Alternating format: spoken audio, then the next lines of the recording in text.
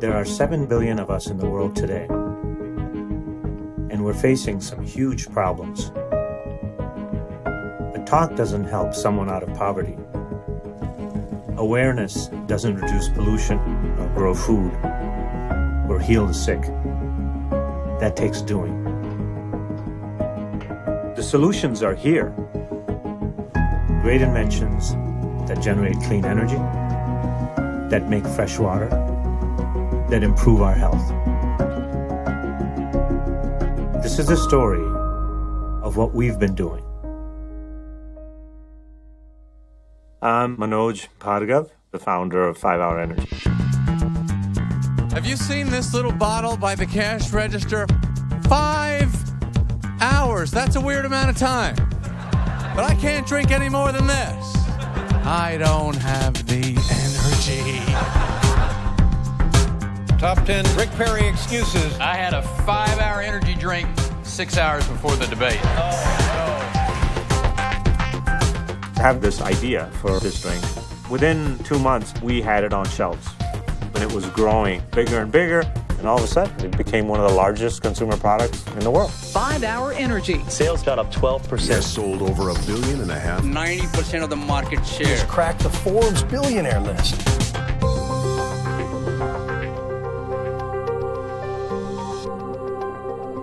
But I realized, oh my God, we're making a lot of money here. What do I do with this?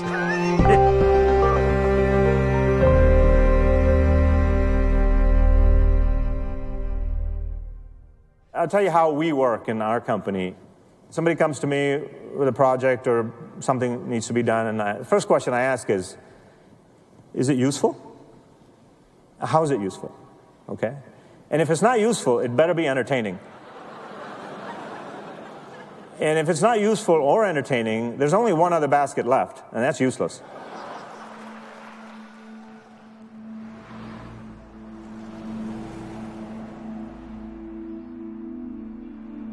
Five hours is a lot of things for me because it's also the enabler that gives us an opportunity to do things that other people can't do. This was our first building, which is really more 5 Hour Energy. And then we bought this whole thing. Now we have 10 buildings and 25 acres. One of the buildings out of the 10 buildings is an invention shop, which is called Stage 2.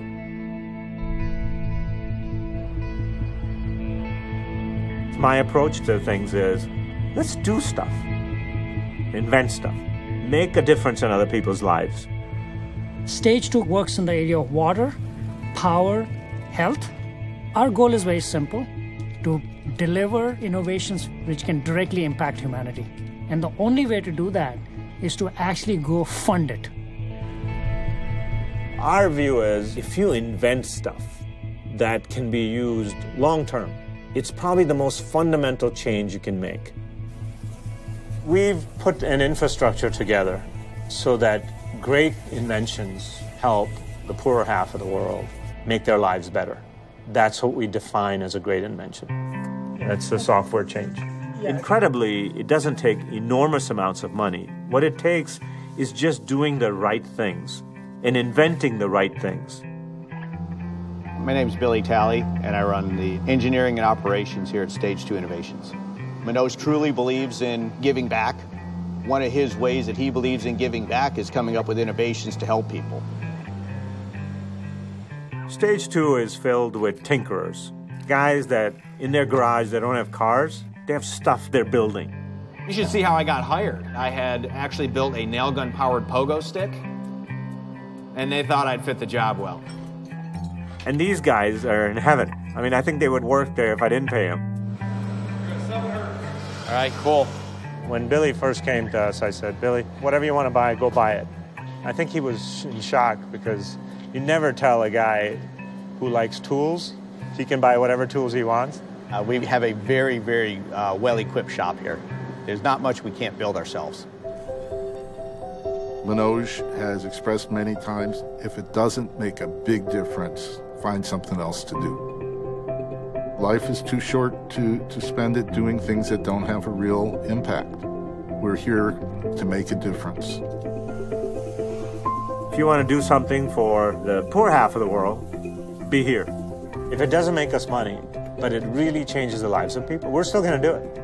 We have the wherewithal to make it a usable product so that people throughout the world can use it. We strive to be fast to failure.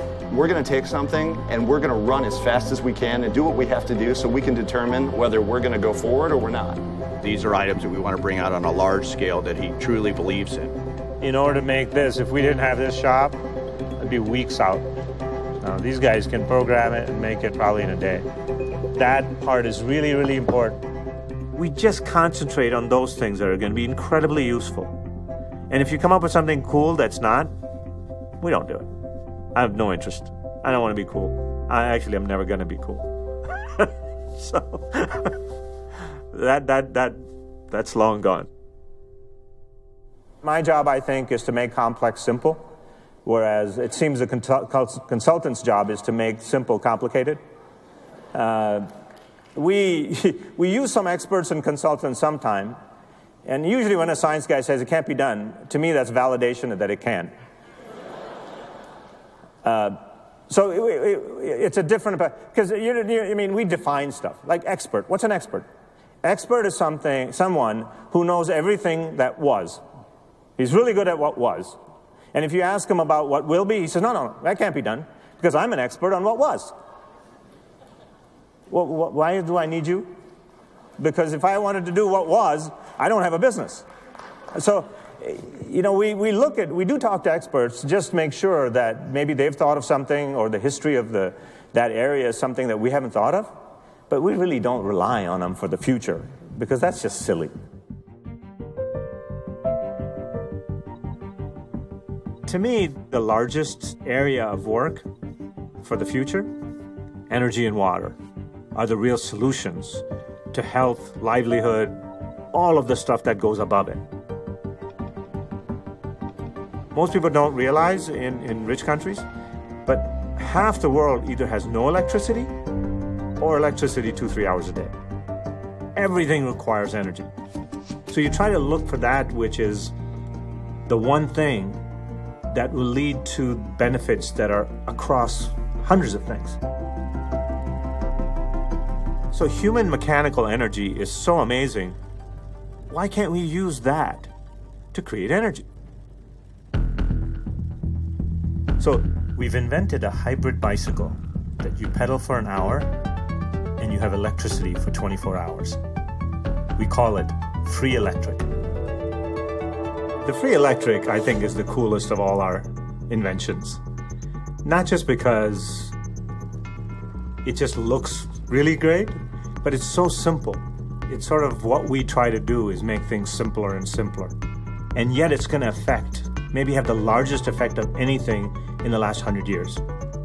The reason is, for the poor half of the world, they have electricity 24/7. Electricity is the greatest enabler there is.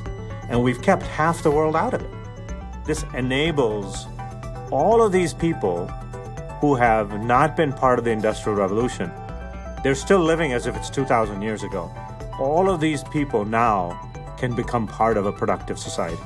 And this is what will enable them. This solves the problem no matter what happens. Whether it's sun shines or cloudy or night or whatever it is, anything happens, you have electricity. You're never out of electricity. Also, if you look at worldwide, the other side is really interesting. Hurricane Katrina was a Category 5 monster that became the costliest disaster ever in the U.S. If a disaster happens, if Katrina hits or some big storm hits, and we've all been through where you had no electricity, the one thing you don't want, you want your cell phone to be always available. You don't want to be out of touch. And you don't want to be in the dark. The worst is being without a cell phone and in the dark. So you're alone in the dark. With this, it can never happen. What people normally do is they'll get a generator, diesel generator. But the problem with the diesel generator is when disaster hits, there's no diesel available. You have this, you will never run out of electricity. And you never generate any pollution. So half the world is not going to generate pollution in their homes. So if you pump for an hour, you're keeping maybe a pound of CO2 out of the air. Right now, we're pumping about 25 billion pounds of matter up in the air every year. And you figure sometime that's going to make a difference? Every year? So what this does is you have electricity for all these people, and it's mechanical. You work for an hour, you have electricity for 24 hours. The only side effect is you get stronger and healthier. There is no other side effect to that. That's the ideal invention. That's why simple stuff is the greatest, because it impacts everything and it doesn't have unintended consequences.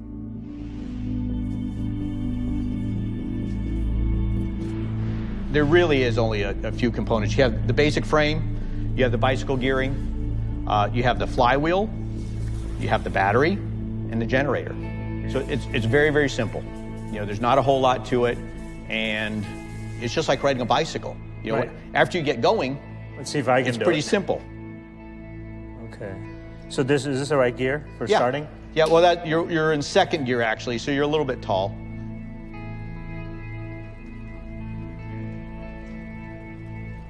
So it's like driving your car away in second gear. Well, actually, I can see it there. That's a better. You lean back. Yes, that's the whole part about the reclining side. That's pretty cool. With human energy and working out a lot of the efficiencies, we're able to go and power 1,050 equivalent watts of lighting and energy power. That's like being able to power 10 100-watt light bulbs. I mean, it's a lot of light. Wow.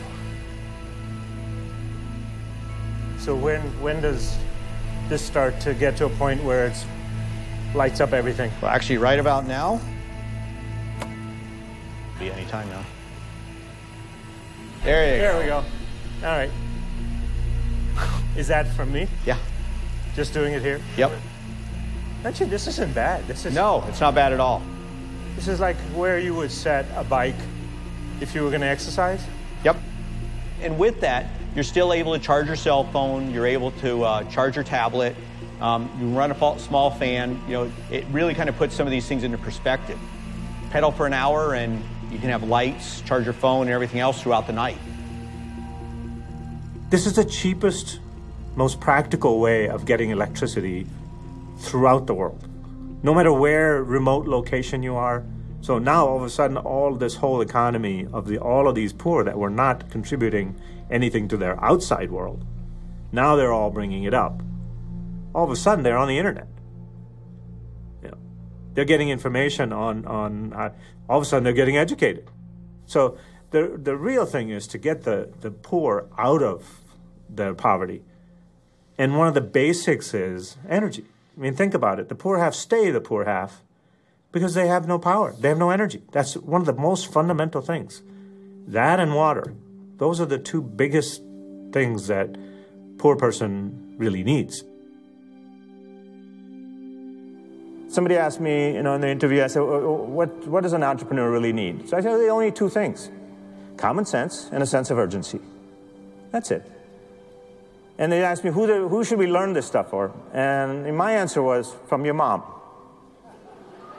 Because she's probably done more management than your MBA professor. You know. Because she's got a budget, she's got all these kids running around, hard to manage.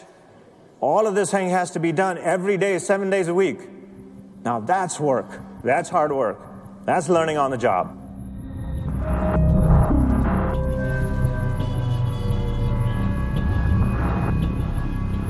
No matter where somebody stands on global warming or that whole issue, pollution is a problem. I don't care who you are or what your scientific belief system is.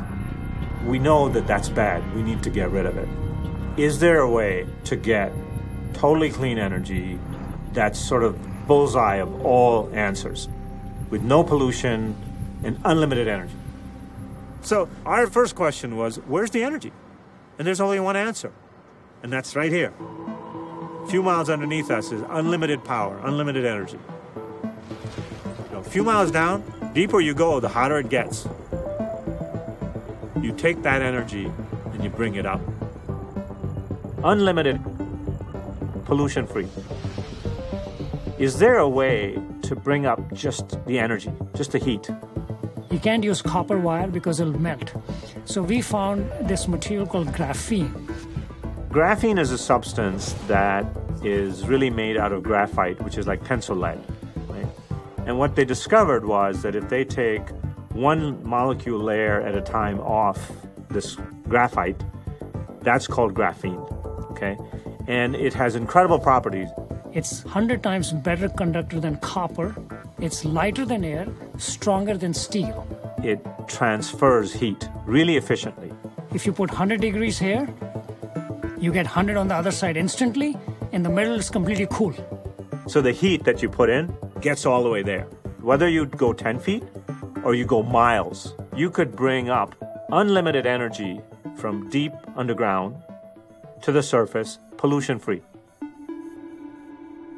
And so I approached the graphene guys and I said, could you make me a string? And they looked at me like, why would we make a string? You know, I said, look, a string is the most rudimentary technology, right? If you have a string of something, you can make cloth, you can make walls, you can make rope, you can make a cable.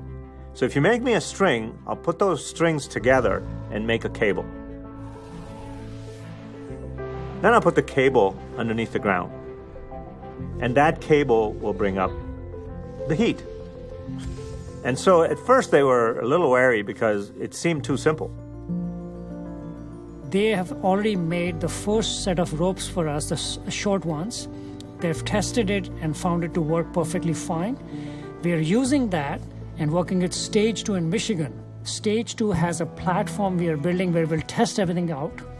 And then that product will be commercially manufactured and propagated from Singapore. This would be the greatest invention maybe ever. Because if you can get unlimited energy from underneath the earth, pollution-free, that's everything. That's everything. You have no pollution, you have no fossil fuel issues, you have no, CO2 coming out, greenhouse gases, none of that. All of that is gone. Here's the answer. Yet no money, no research, no resources are being put to this.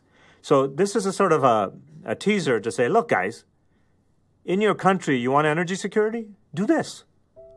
You have unlimited energy without having to import anything. Now, some countries are not going to like this very much because those who export, fossil fuels are going to be pretty upset with me. But I've kind of transferred all this technology, all of our thoughts to Singapore so that there's a place that's neutral that is then going to give it to the rest of the world.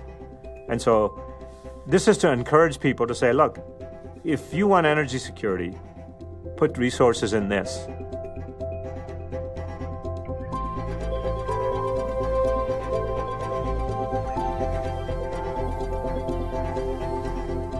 Energy is the great equalizer. If energy was plentiful, the poor wouldn't be poor. Our concern here isn't to make people rich. Our concern is, can we get them to make a livelihood? Can we get them to be healthy? Can we get them clean water? If you can get it to that level for the people that don't have it, that's an enormous benefit. Wall Street fellas are so enamored of companies that spend 5% of their sales on research versus 3%. What, is this brains by the pound? It's not about the money. Good stuff doesn't come from money. And history tells us that, and we still chase it. Mobs of PhDs do not come up with great inventions. It's a couple of guys in a garage that have proven that that's not true. And it's usually a couple of people. Throughout history, it's only been a couple of people have come out with the greatest of stuff. And yet we insist that if we have 1,000 PhDs instead of 500, we're going to do it better. It makes no sense. The drought has left its mark here. Some communities could soon run out of water entirely. This is what the Sierra looked like a year ago. But this winter, what a difference. The state now in extreme drought. Nature's always smarter than we are. Let's say you come up with an invention that makes clean water out of all this huge amounts of salt water that the world has. Water everywhere, not a drop to drink.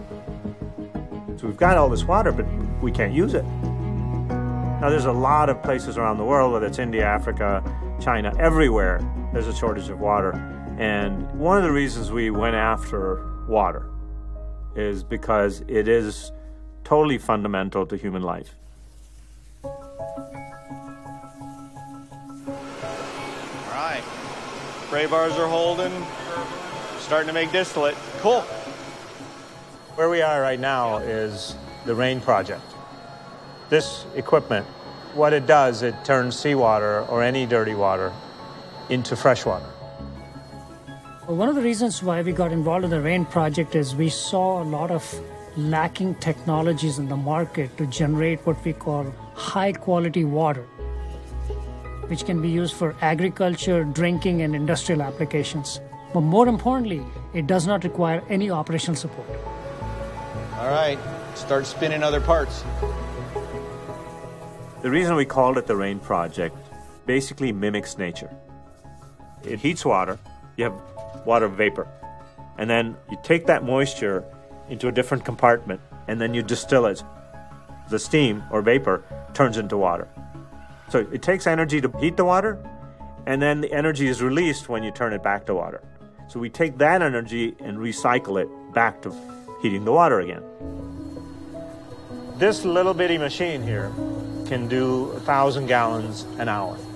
Some of the great things about it compared to what the technology is today is, one, it has no parts that are consumables, no screens or no membranes that go bad, and it can be made to make distilled water or any level of clean water, whereas current technology will only take seawater and turn it into drinking water, but it will not turn it into water that can be used for agriculture.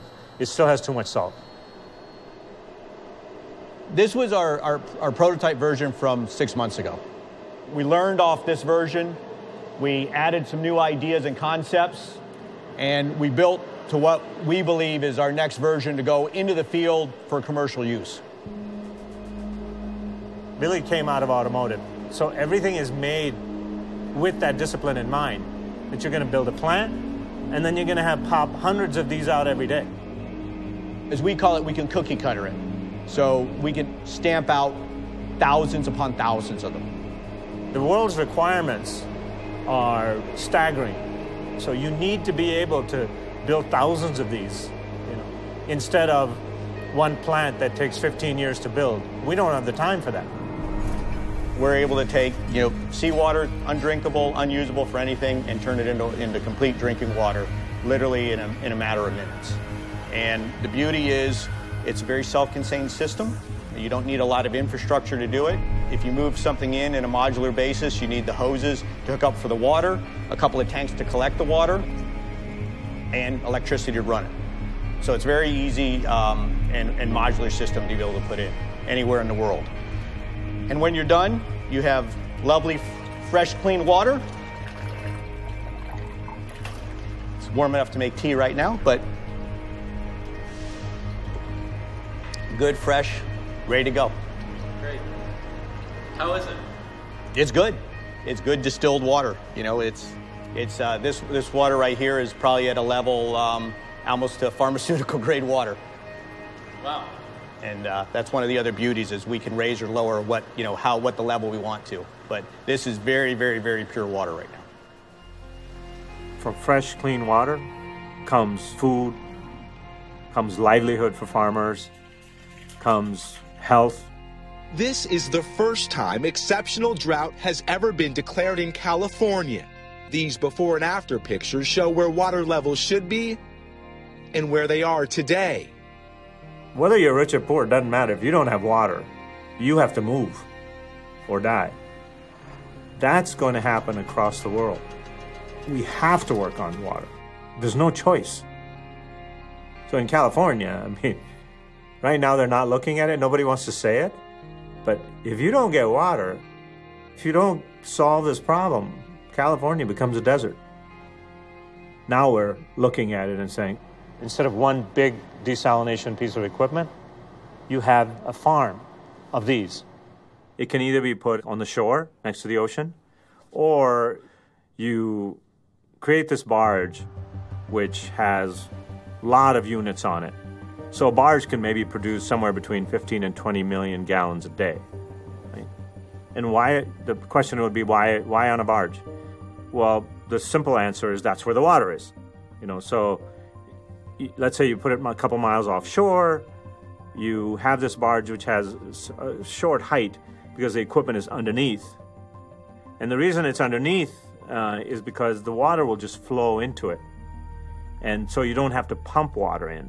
So it flows in, doesn't kill the wildlife. You can then pipe the fresh water either on floating pipes to the land, or you can put it in tankers and bring it to land.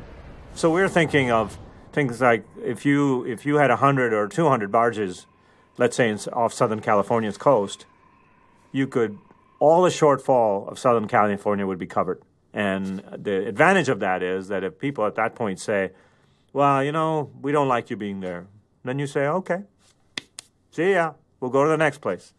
So the answers have to be lower in energy, then it needs to be able to be made in massive scale, and then it also has to go past political issues. All of those are real problems.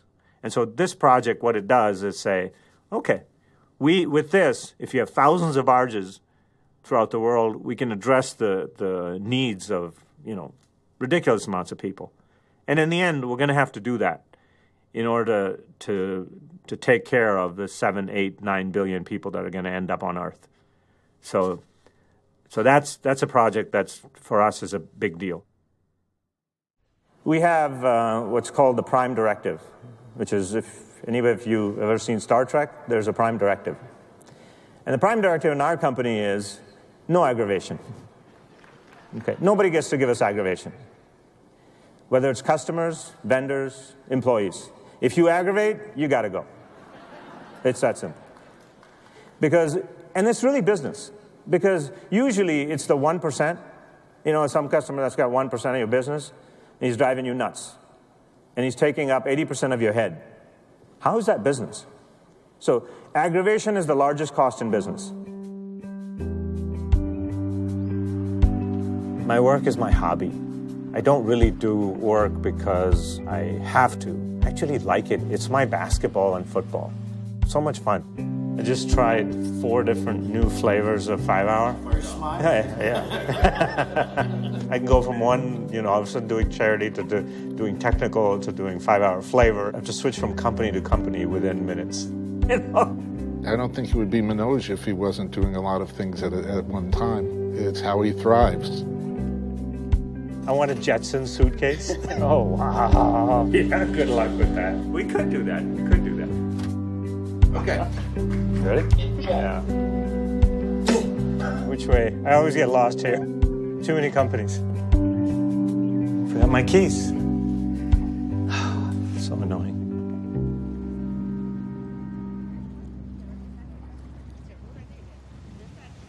And then look at that. More fancy. Yeah. And we have to tell you a joke about Capella, but we'll let you know. This is specially for you. Oh, God. This is just to annoy me. This is to give me aggravation. Let me give you a quick 50-cent tour. And then okay.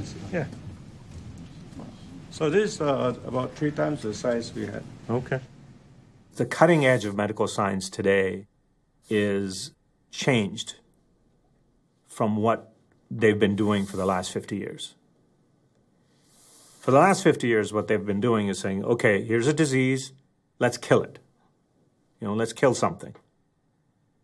And now what they're looking at is, well, no, that's really not the answer. The answer is what is known as immunotherapy. In other words, in cancer right now, the biggest thing that everybody's working on is immunotherapy. What the ultimate goal is to make somebody stronger internally, and so that disease doesn't happen, or that the disease becomes so small because it's getting attacked by the immune system. What we found for that is one of the great products that's been invented, decades ago. So when it was invented, it wasn't the right time for it. Now, when people are looking at immunotherapy as the big thing, this is probably the biggest weapon in its arsenal. It is. Foam? Same memory foam. Yeah. Only the color is different. It's, Slightly, yeah. And everything else is the same. Right here, we're working on the ECP project called Renew. And the ECP project stands for External Counter Pulsation. The idea is the ECP squeezes blood from the legs back into the core body and assists the heart when the heart's resting. While the heart is resting, this is pumping. While the heart is pumping, this is resting. They go back and forth, so it acts almost like an auxiliary heart. The arteries become wider, which lets blood pass more easily. The effects happen through the entire body. The evidence is overwhelming that it makes people healthier. Right. Tighten that, then tighten it. Right, there you go. Was that easier? Yes. When I first looked at it, I said, are you guys kidding? I mean, is this Monty Python? This one and this one.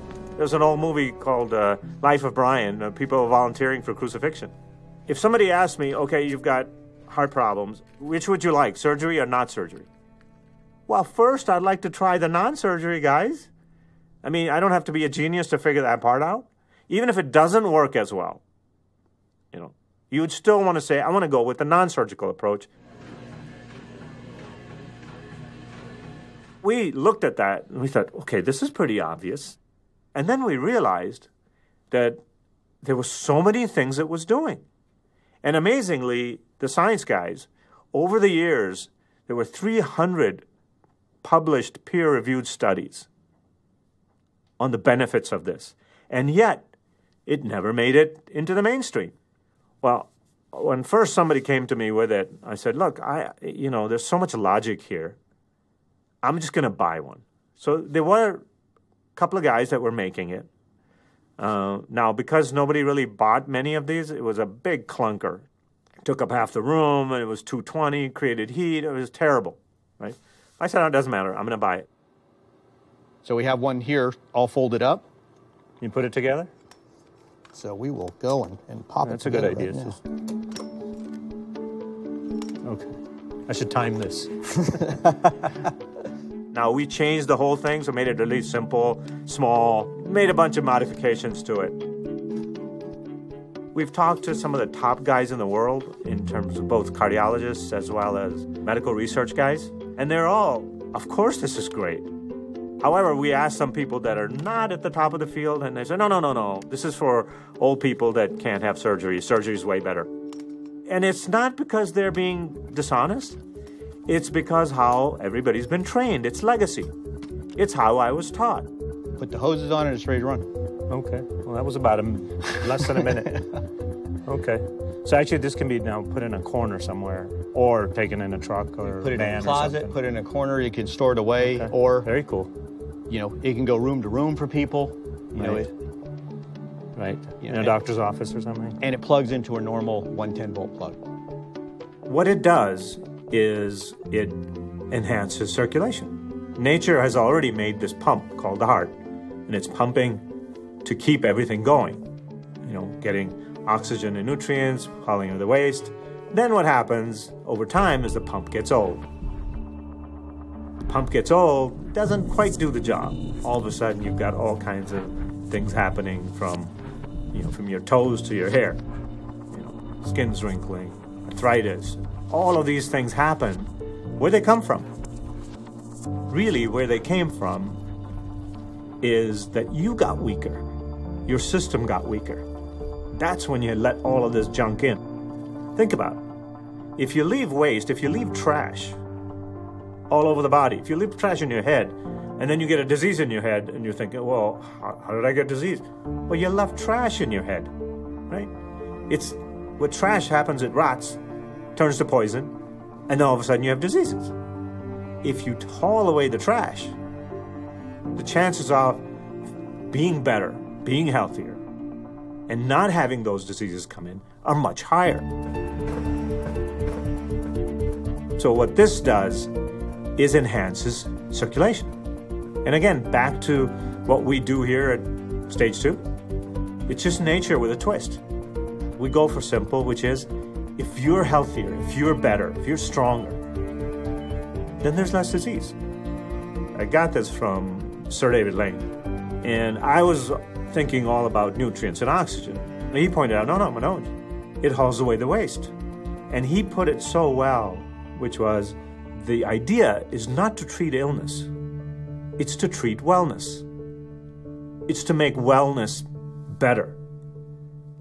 That's how you treat illness. Right? That was so smart. David Lane is regarded as one of the foremost scientists and experts in the area of cancer and oncology. He's actually been knighted by the Queen. He's a brilliant person. When you get to talk to him, you'll realize how fast he can understand the things we are doing. And he sees tremendous benefits for ECP in healthcare. So his point is, if you can delay ailments, that's healthcare. We tend to think of ourselves as being well or being ill, but the reality is it's a continuum. And what we should be aiming for is great wellness and no illness. I think what we tend to do is think we're well until we're ill, and that's the wrong way around. We need to be thinking about maintaining health as a much more proactive process. Everybody wants a shortcut, so maybe I take this vitamin and I'll be better, or maybe I'll do this, I'll be better. But what we need to do is think about fundamentals. So what is the fundamental? The fundamental is the blood, the circulation. That's what your heart's doing, that's what's taking nutrients around your body, that's what's critical for eliminating waste products. So clearly poor circulation is the basis of a lot of illness. So it's clear to me, that anything that can help people to improve their health is very, very important. So ECP is an example of that. Everybody says, well, how can something so simple work? How can just pumping your circulation a bit help? But the question is, ask the question, does it work? If it does work, then it's very valuable. And I think this is where, you have to go outside the system. I mean, the current system educates people to behave in a certain way. You get ill, you go to the doctor's a godlike figure, the doctor's going to save you, that's how it works. And instead of thinking, oh, I'm part of this process, I can't be passive, I should be active. And I think it's that shift in thinking to think about new ways of doing things. Of course, it doesn't solve every disease there is, but it is one of the greatest things that we found. This is the answer for the poor.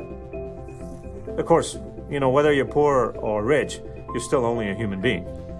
Health is something that's across the board, whether you're rich or poor.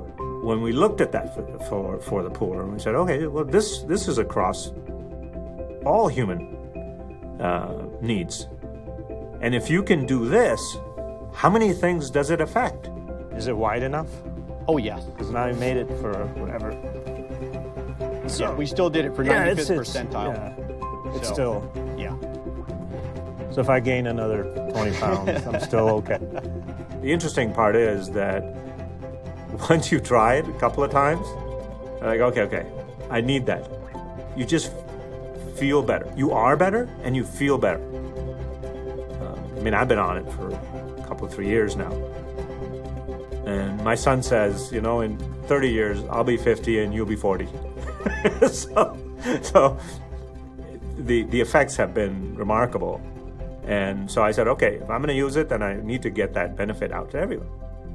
And we're going to impact health in a way that no medicine can do it.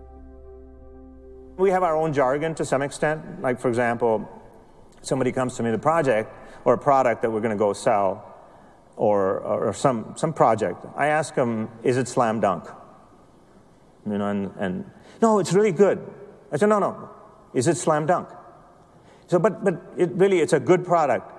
And what it does is it totally clarifies their mind that, oh no, it's not slam dunk. Then I say, well, why are we going to do it?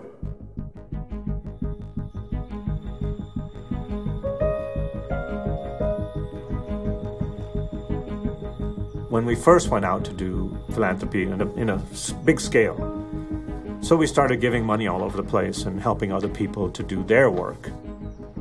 As time goes on, you learn stuff. And then you realize, if you help a little bit, it's a good thing, but at my scale, you're just throwing sand in the ocean. You know, it just disappears every time you do something. In India, for example, we're building 2 hospitals in places where they just don't have any medical facilities. So we started this foundation called the Hunts Foundation. We invent stuff here, and then the Hunts Foundation is going to be the one to distribute all of these things which are non-existent there. So as it grows, your responsibility grows, but also what you affect grows.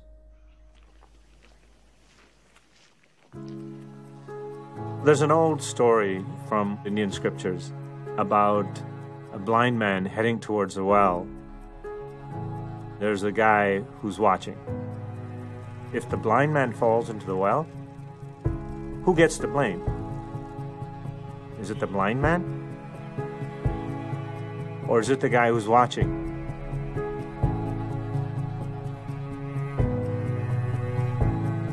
Our approach to philanthropy, there has to be meaning.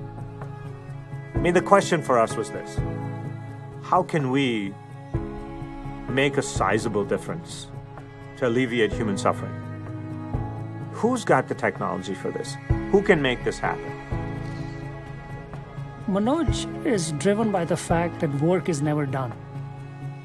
What it shows is that a single person with a small team can actually affect close to 5 million people. So it doesn't take much to then go and say, how do I help the remaining 500 million?